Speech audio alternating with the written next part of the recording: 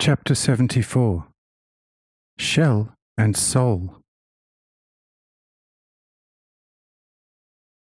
The Lord. But there are parts of matter that shall never be part of a soul, and these consist in what is known as shell, or an encasement material, within which always some soul potency is enclosed, up to a certain development of independence. Once the special soul potency has achieved a certain maturity, it ruptures the encasement, immediately uniting with previously liberated similar, or at least corresponding, individual potencies, afterwards creating for itself some other husk from corresponding elements of the air, water, and soil. Thus immediately another shell, as you can see tangibly, with seeds of plants, trees and shrubs, and notably as with eggs of insects, birds, marine animals, and so on. The encasement material is merely a fixation of willpower going forth from God's order, and as such containing no soul intelligence, being only a necessary means for a soul intelligence to, as if out of itself in isolation and over time, actually developing into an independent being.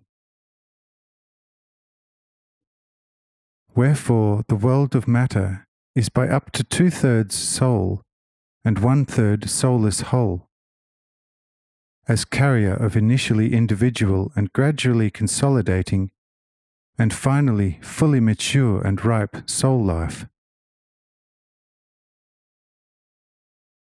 The encasement material, or God's fixed will, therefore is also a salvation institute, through which the individual primeval spirits fallen through Satan's fall can, along the established order, regain yonder perfect independent liberty, although along a more extended path than the first period could have been.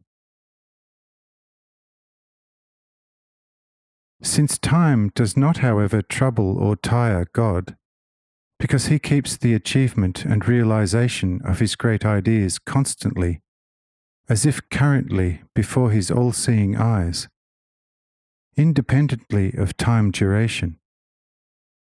1,000 years are before God as a day or a moment, and an earth can then require more years for the release of the spirit, captive in its husk material, than an unspeakably great number, like finest sand filling earth to capacity. And ultimately, that is to God as a fleeting moment. I say unto you that there are indeed some worlds within infinite creation space that have already completed their service, but they nonetheless continue to endure as celestial spheres, continuing to do so as carriers of the new free beings, although they now are much more pure and sound, and also unchanging in their structure. Like God's solid will corresponding to his wisdom, and eternally consistent order has to be unchanging, since no being could have a duration without such firmness. Because even if the beings, after their spiritual perfection, possessed a completely free existence, as if completely independent of God, such independence could still not have any permanence, if not fixed from eternity within his order, and as one with it. This fixation from eternity, however, is in actuality for all created beings the very thing providing them their constant duration and maintenance.